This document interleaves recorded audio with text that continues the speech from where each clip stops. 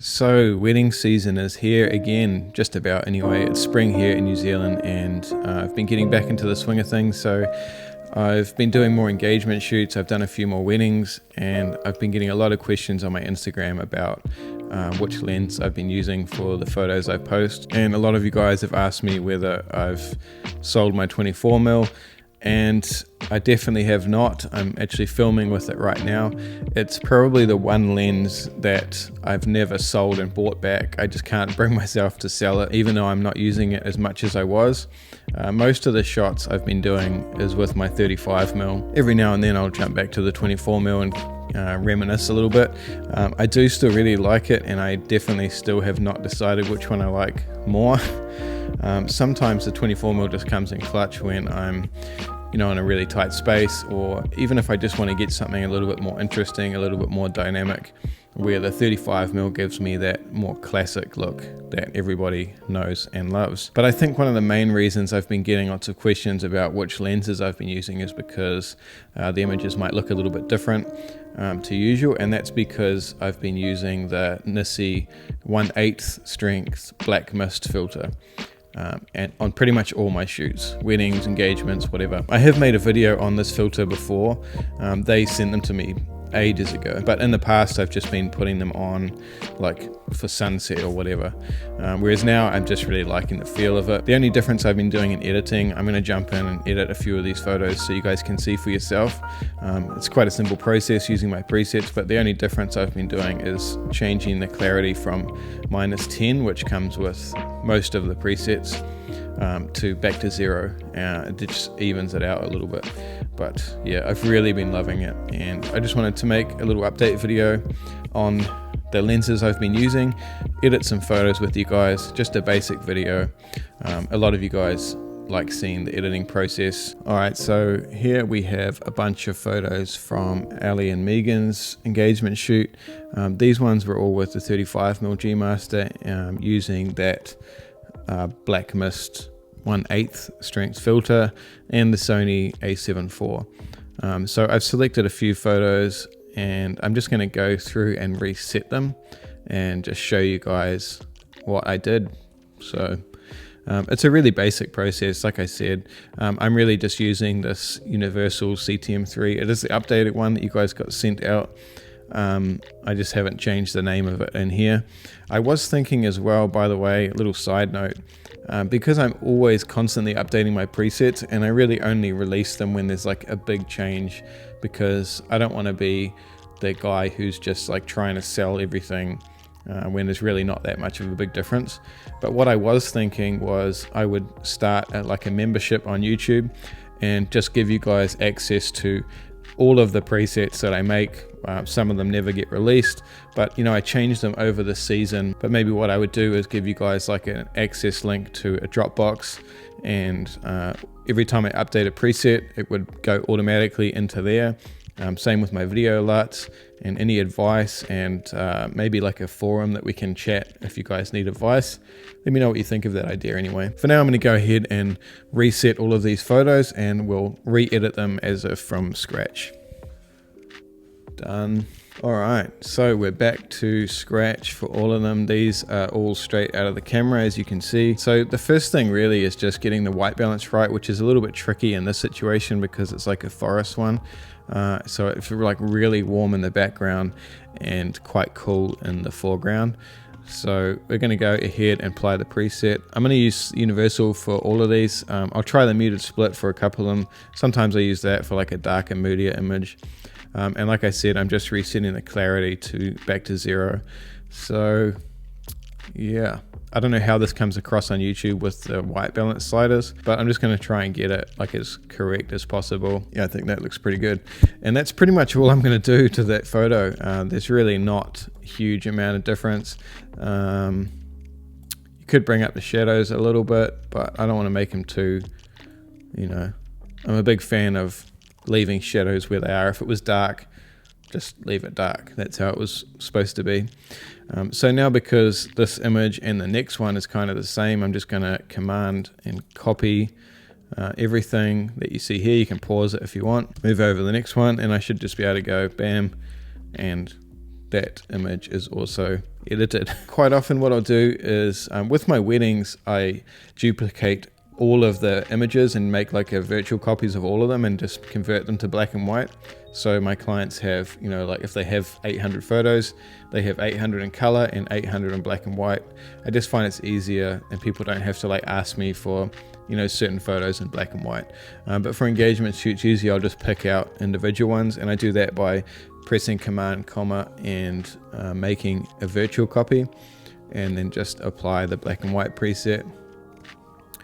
And that one's done as well, so yeah. So moving on to the next one. This one is pretty much the same scene, so I think we can just Command V, but I'm guessing we're going to have to cool it down a little bit. And actually, no, that looks pretty good. So I'm happy with that. But again, let's reset that and do it from scratch. So go over, apply the preset. I'm going to drop the highlights because I haven't blown the background out here. So it's going to be fine to raise them a little bit. Warm it up a touch. Maybe add a little bit of tint. And I might just raise the shadows a tiny bit because it's quite dark where they are. Yeah, good. So this is a really high contrast scene, and I do get a lot of questions about how I'm shooting with exposure. Usually I am kind of a little bit under, maybe just, you know, you got to get to know your camera is the thing, and get to know how it behaves to the viewfinder, because sometimes it's hard to see whether things are peaking in the background. So yeah, this one would have been shot, I don't know, like a stop under according to the camera, just to keep those highlights in the background good. But yeah, I'm pretty happy with that one, so let's move on. This one I posted on Instagram, and I had a lot of questions about it as well. A lot of messages about the exposure and what lens I was using and whatnot. So you can see where the trees join here, that that light is kind of flowing on, and that's the effect from the Nissi Pro Mist filter, which I really love. So I'm going to go ahead, apply the preset, and like I said, it's intentionally dark because I wanted that cloud detail. So we're just going to bring it up a little bit more. Obviously where the actual sun is blowing out, but that's fine. Little bit of shadows, change that clarity, and then all I'm doing is pressing Shift M for the new radial mask, and I want to feather that right out, and then raise the exposure a little bit on them, and then I'll go back and darken the whole image again a little bit. This is not going to be to everybody's taste. I'm just going to warm it up a touch as well. It's not going to be to everybody's taste, but this is just the kind of effect I wanted to go for. So that's the before and after, and yeah, that's just what I like. I know a lot of people would like bring the shadows right up, but I'm just not really a fan of that. I like that really punchy, contrasty look, and that's just me. Another one, I just like to get some kind of like leading shots, and you know, I call these like the storyteller shots because it's like leading on to where we were going, and yeah, it's pretty self-explanatory really. So maybe try the muted split one with this. You can see it's quite a different look. It's really soft. The clarity is quite dropped, and I've done that on purpose. But if we make two photos, so it looks really bad too because it's not rendered out. So there we go. You can see how sharp that lens is too. That's the 35mm 1.4 at 1.4. So if I duplicate that, and we'll make one with the universal preset, and you can see it's a lot more, I don't want to say realistic, but a little bit. This one, I think we'll make this one black and white. That's what I did for the couple, and I kind of liked it. We'll just straighten the horizon a little bit. And I might even make this 16:9, which is something I do a fair bit. Yeah, I like that. Just has that kind of cinematic look, you know. Again, I do get a lot of questions as well about the grain. I do use quite a lot of grain, especially in the black and white one, but you can just turn that off quite easily by going to effects and, you know, turning it right off. But I prefer it. It's just my personal taste. It does come with the presets. If you don't like it, just turn the grain off and then go over here, right click and go update with current settings, and then it won't apply the grain to your presets anymore. Moving on to the next one. The only thing that annoys me about this photo is that little cropped bit there with the little sand dune. So let's apply the preset. Get some of that detail back, warm it up a bit, and then I'm going to crop it just to get that little bit out of there and center them. That one probably looked quite good in 16:9 too, I reckon. I don't know what I was thinking there. I know you shouldn't usually shoot up, but I don't care. It kind of looked pretty cool. These ones, I put these on Instagram as well. They got heaps of attention. I mean, look at that. So that's straight out of the camera, no editing, with the 35mm 1.4 and the, at 1.4 and that 1/8 Pro Mist filter. So, I mean, it looks pretty sweet straight out of camera. I think all we're going to do is apply the preset, and that's pretty much it. One thing I have been doing lately, so let's leave the shadow, the highlights where they were. The select sky function is actually really, really good. So you just come up to the filters and click select sky, and it will mask out the sky, in my experience, almost perfectly every time. And then you can like add a bit of drama into the sky and warm it up a little bit. I really, really like that. So before and after. But that's literally all I did. It's just apply the preset and change the sky. We'll do it again with the next one. This is the same. Untouched photo. Apply the preset. Change the exposure a little bit. See, that one I definitely could have shot at the right exposure because there's nothing like really highlight blowing in the background. But yeah, maybe warm it up a little bit. Again, if we wanted to, we could go the select sky function and just add a bit of drama. You don't want to go too much with it, but I think that looks good. Sometimes the vertical ones, I don't like to shoot in vertical orientation a lot. And if I do, I'll quite often change it to like 4:3 or something like that, because it's a little bit easier to post on Instagram. And I don't know, I just prefer the look of it. Obviously in horizontal orientation it's fine. Just for vertical ones, for some reason, I prefer it to be in this aspect ratio. This one, just a close-up shot of their hands again. Maybe go black and white for some drama on that one too. You can see I've intentionally placed their hands like right in the sun. Moving on, these ones are a little bit more hectic, so the horizon's like way off because I was like, we were running down to the water.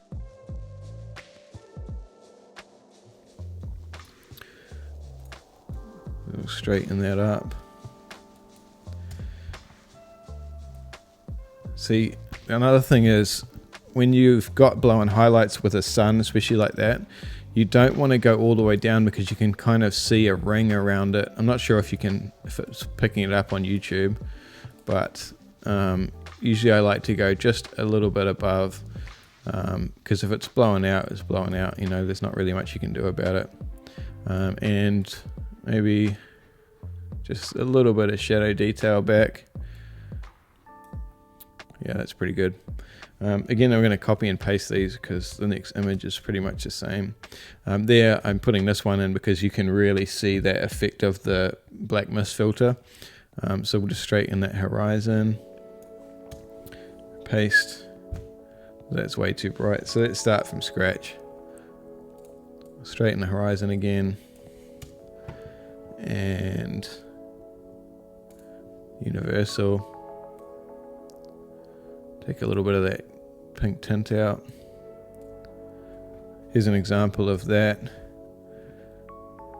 So I just pasted the settings from the last one. Because it's kind of half over his arm, you can still kind of, there's a little bit of haziness there, but it's not too bad. So we'll just add back that clarity. I'm probably rambling a little bit when I'm editing here. I hate how it doesn't render the photos. I should build full-size previews so you guys can see them properly, but I'll post these the final edited ones up after each edit so you can see for yourself as well. And then the final image I have here is going to be a really quick edit. I'm just going to change that tint again.